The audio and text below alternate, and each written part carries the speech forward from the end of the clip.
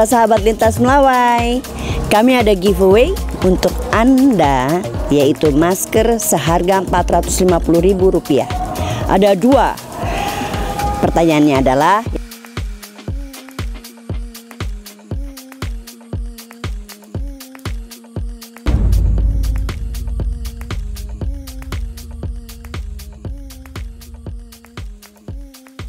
jalan sore, kita berjalan-jalan sore-sore di lintas Melawai. Ya, para sahabat ini Bogen, saya ini ya ketemu lagi satu desainer papan atas, sahabat saya Louis Samuaji. Louis, para sahabat Edi Bogen ini ingin tahu, begitu menghilang dari Edi Bogen itu kemana aja?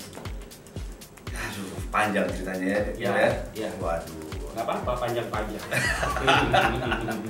Jadi ya terakhir mungkin tahun 90-an ya. Ya. Kalau kita lihat 90-an tuh masa-masa enak kita, 80-90 tuh masa enak saya dan teman-teman dan sebenarnya Edi juga. Nah, kita saat itu memang dalam posisi hidup enak dan senang-senang terus. Kemudian datanglah suatu cobaan ke kita semua yang namanya krisis moneter ya. Iya. 98 ya. Iya. Nah, kita seperti pada tiarap tuh. Kita banyak yang hilang kontak dan sebagainya karena hidup kita yang enak dari tahun 70-an, 80, 90-an. Begitu terlenanya kita tiba-tiba datang sebuah cobaan ya. Kayak kaget, pasti kaget kita semua. Nah, itu mengakibatkan terjadinya perubahan dalam kehidupan kita semua. Nah, kebetulan kalau saya tuh habis 98 itu boleh dibilang lah usaha satu tuh di tahun 2002-2003 gitu Gel. Jadi pegawai, tutup kantor, udah banyak stresnya lah pokoknya. Usahanya yang seperti ini nih? Enggak, beda. Beda. Jadi dulu saya punya beberapa perusahaan, ada di consumer goods, ada di properti, tapi yang paling sukses waktu itu adalah konsultan hukum dan keuangan. Gitu, agak berat memang kerjaannya waktu itu. Akibatnya kesuksesan konsultan hukum dan keuangan, saya bisa membangun beberapa perusahaan. Kalau di kata pengusaha kali ya, saya kayak pesawat yang baru lepas landas nih. Tiba-tiba tahun 98 ceper, pung jatuh. Nah, itu berantakan lah semuanya. Cukup banyak hilang tuh Gel. Iya. Apartemen yang di Rasuna tuh Iya. salah satunya tuh Gel. Aduh, saya kan pernah ngerasain. Iya. Digore. Nah, itu masih ada Iya. alhamdulillah. Tapi yang lainnya udah habis, Iya. mobil habis dan ya banyak teman-teman saya yang sampai sekarang juga saya cukup kangen lah sama mereka, tapi saya nggak bisa cari mereka di mana. Iya. Banyak teman-teman saya juga waktu itu yang akhirnya meninggal ya. Iya, benar. Emang mungkin pemirsa Melawai yang muda-muda nih, kalau kalian tahu tuh Krismon itu menghajar kita habis-habisan pengusaha sampai kita dalam titik nadir di mana kita merasakan bahwa dunia ini kayak neraka. Sampai tiarap ya? Bukan tiarap lagi, udah tiarap masuk got ketipa tangga. Aduh. Gitu. Nah, saya rasa juga Edi juga banyak teman-teman lo Gel yang hilang juga kan ya? Banyak ya. banget. Nah, dari situ Stres. kita semua berusaha untuk membangun dan eksis kembali. Kebetulan kalau saya dari dulu emang doyan berpakaian. Fashion. Wah, udah semua fashion saya lalui. Iya. Hobi. Juga tahu, udah hobi. Malah kita dulu pernah nyari bahan ke Bandung, kok ini jalan-jalan. Terus tiba-tiba juga saya waktu lagi masa jayanya, lo fotografer sini dong, ngapain lo party apa gue nggak minum sini? Ini sama sini yang waduh, gitu. Terus tiba-tiba pada saat Krismon kita, saya sama Alicia Saleh Taufik Safar Almarhum buka iga bakar sama Mbak Tanti, ketemu lagi, kita sempat buka ini ya, itu masih di Senayan. Sempat kuliner juga. Sempat Dia pelanggan. Pelanggan karena bersahabat, jadi kadang-kadang dia datang gitu.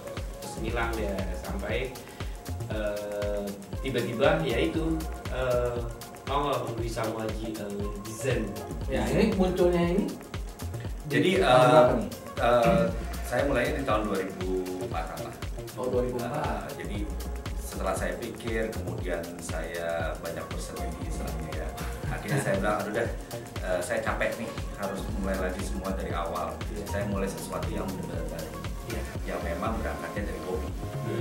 Juga Ya, dulu tuh nggak hobi tuh, Nggak. itu memang ceritanya tuh lagi bikin cari duit. Tapi memang ada cerita pengen punya brand, karena saya tuh suka banget kayak Giorgio Armani, Dolce & Gabbana, gitu. Pokoknya itu apa ya, merek-merek zaman dulu yang wajib dimiliki lah, gitu istilahnya. Iya. Nah, terus berkembang, pelan-pelan bangun, dan akhirnya sekarang saya sudah masuk ke tahun ke-16 ya. Alhamdulillah semua dikasih jalan yang lancar oleh Allah Subhanahu wa Ta'ala. Amin. Dan berkembang terus. Kita udah sampai dalam tahap di mana akhirnya saya diakui lah istilahnya sama beberapa teman, kemudian masuk dalam organisasi. Oke. Sebuah organisasi yang mungkin teman-teman tahu namanya Kamar Dagang dan Industri Indonesia atau Oh, KANI dagang. Indonesia. Itu show juga udah banyak dong. Kalau show sih udah nggak terhitung Nggak kali hitung ya, ya? nggak terhitung. Malah 2-3 tahun kemarin ini udah stop show-nya.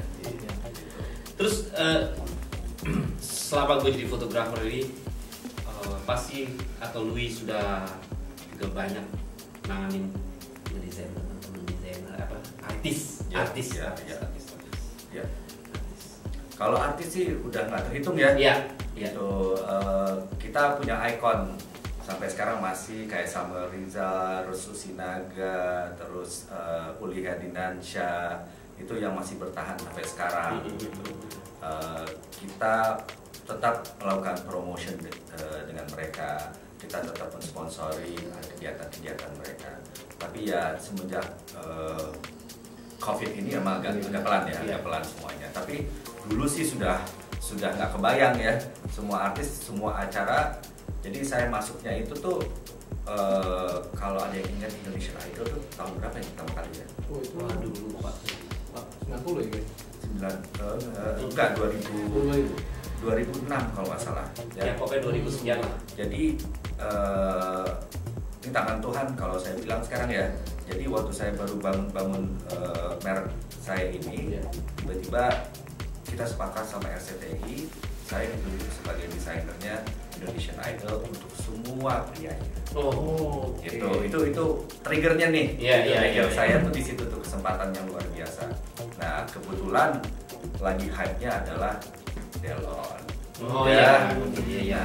seiringin dengan Pertama tuh ya? pertama kan ya, Pertama. seiring dengan Delon yang menjadi vibe saat itu, rame saat itu membuat brand saya juga ikut naik. Iya. Karena semua laki-laki di Indonesian Idol tuh nggak lepas dari tangan saya. Iya. Gitu. Ini opportunity yang sangat baik dikasih RCTI waktu itu. Iya. Pas ya? Pas banget. Nah, dari situ mulai itu bergerak.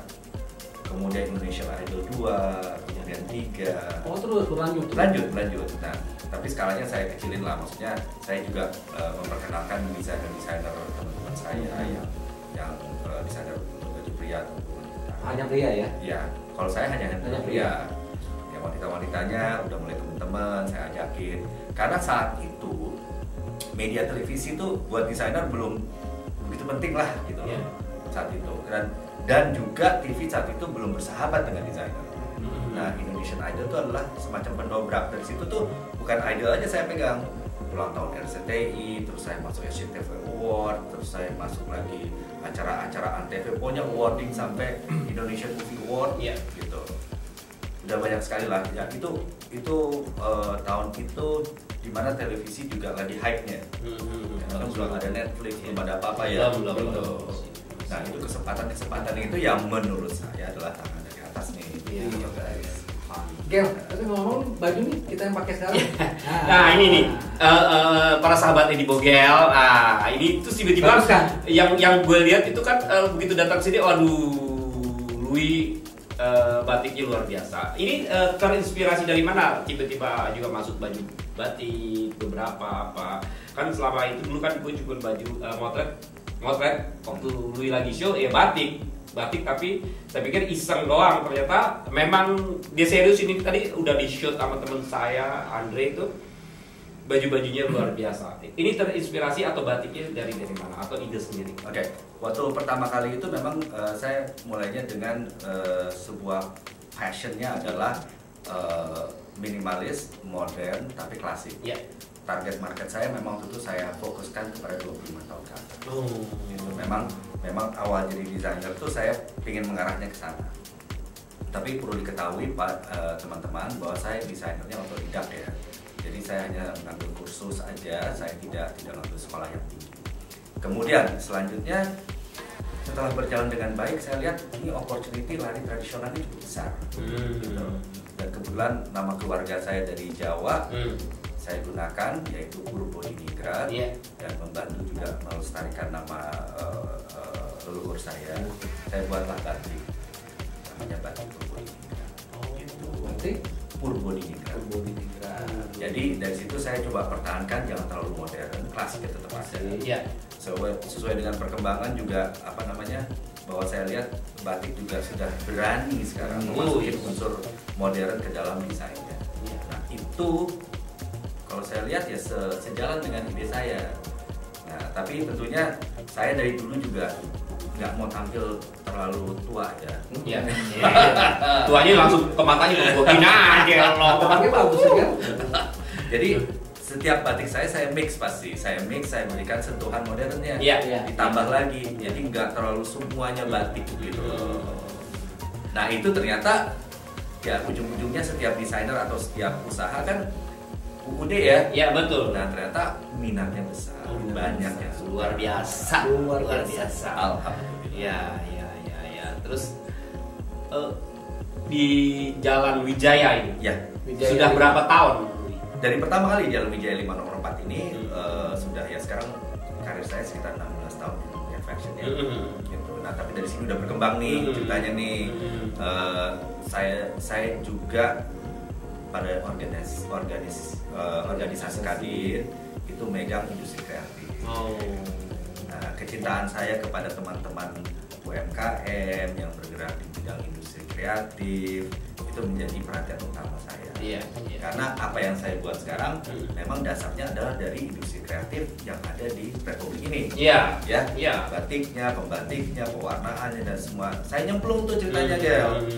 Saya nyemplung, saya sampai ke Jogja ketemu para ahli pewarna di UGM, jago-jagonya desain di ITB, terus berkembang tuh, akhirnya jadilah pemerhati kreatif industri yang fokusnya di UMKM yang tujuannya adalah peningkatan UMKM. Iya. Ya, jadi namanya UMKM naik kelas, gitu. Industri fashion ini ternyata di Indonesia ini cukup berpenghasilan yang cukup tinggi ya. Yes. Karena menteri-menteri selalu kalau ada fashion show besar, fashion show, industri fashion itu di dunia itu sudah sangat baik.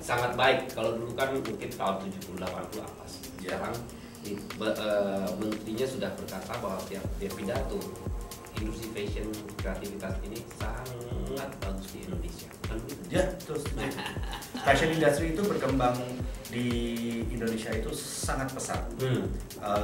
Anak-anak muda nih yang sekarang ini sangat kreatif. Ya. Saya tidak pungkiri desain-desain mereka bagus dan sebagainya.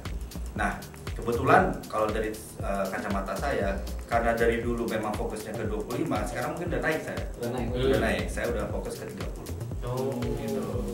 Nah, sekalian ada pembelajaran nih dari saya nih, pemirsanya Edi Bogel nih. Kalau mau mengejar pasar, tentukan dulu target marketnya. Baik sekali, diperhatikan baik-baik. Jadi Anda tidak keluar uang sembarangan. Gitu. Target market itu penting.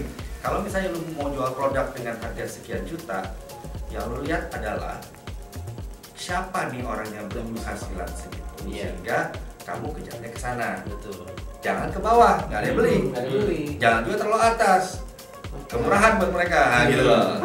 Jadi target market itu sangat penting dalam mengeksploitasi produk kita. Betul. Nah, ini yang terjadi sekarang di Kadin. Nah, berkembangnya Kadin ini kebetulan sangat pesat. Alhamdulillah banyak saya diminta jadi pembicara. Saya udah keliling kerja sama saya sama Kementerian Perindustrian kementerian, Kementerian Perdagangan, Kementerian Luar Negeri. Saya jadi pembicara untuk kreatif industri di Indonesia. Gitu. Lalu ini hebat ya ternyata ya.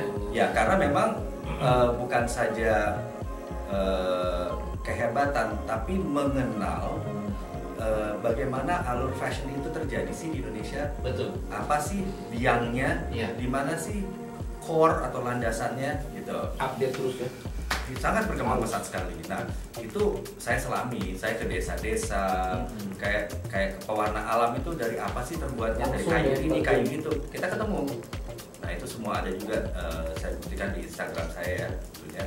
Setiap pertemuan-pertemuan di desa-desa turun ke lapangan itu buahnya adalah penambahan ilmu saya. Iya. Dan yang paling penting adalah lu jangan boleh main. Iya. Berbagi. Bersangat.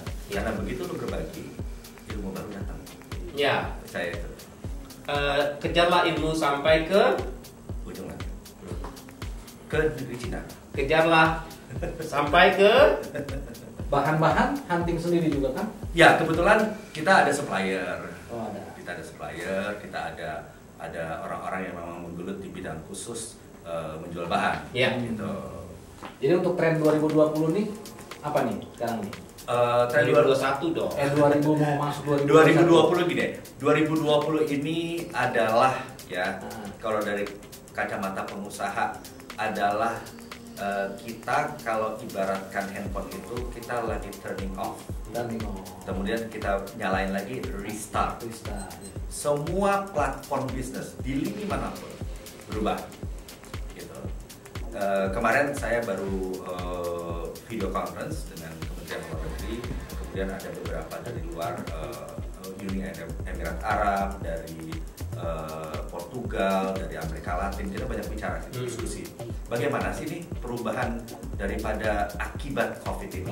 Ternyata seluruh dunia sudah tuning. Gitu. Kita juga nih, mas-mas juga harus siap bahwa we are going to go to the new era. Oh iya, Ya, sangat. Nah, era ini apa sih gitu loh? Itu yang sekarang lagi istilahnya kayak penyesuaian nih. Kalau kita lagi minum kopi, gulanya cukup nggak ya? Kurang, gulanya cukup nggak ya? Kurang. Dicoba-coba. Gitu. Tapi kalau saya sendiri sih di fashion sih kemarin ini ketemu klimaksnya nih. Klimaksnya adalah waktu saya dipanggil untuk menjadi sponsor America's Next Top Model. America's Next Top Model. Nah, waktu itu ternyata Louis. Ternyata ya. Jadi waktu itu si Tyra Banks buat acara namanya Boys and Girls kan, ada lakinya kan. Nah, pas mereka ada beberapa shoot di Indonesia juga, akhirnya alhamdulillah saya ditunjuk dari beberapa desainer, saya nggak tahu berapa banyak. Kemudian akhirnya kita sponsorin, kita masuk. Itu pengalaman yang luar biasa ya buat saya untuk mensponsori acara yang kalibernya internasional. Ya, betul. Ketemu sama semua orang di industri fashion yang memang mumpuni sekali, dan cara mereka membangun image American Next Top Model itu luar biasa.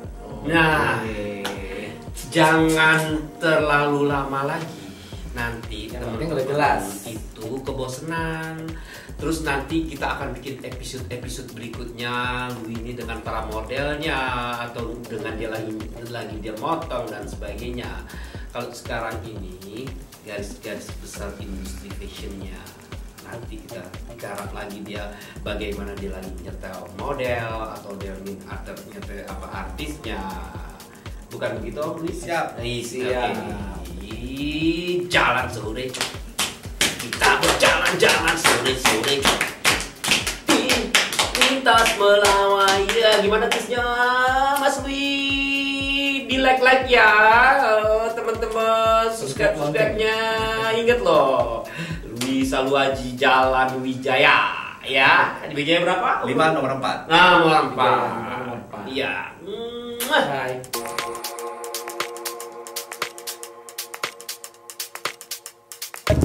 Dua masker untuk dua pemenang. Pertanyaannya adalah sudah berapa episode tayangan Lintas Melawai sampai di dengan Louis Saluaji? Yang kedua, alamat dari butik premium Louis Salwaji. Seperti ini maskernya. Oke. Seharga 450.000. Ada 2 giveaway yang akan diberikan. So, tonton terus Lintas Melawai episode selanjutnya.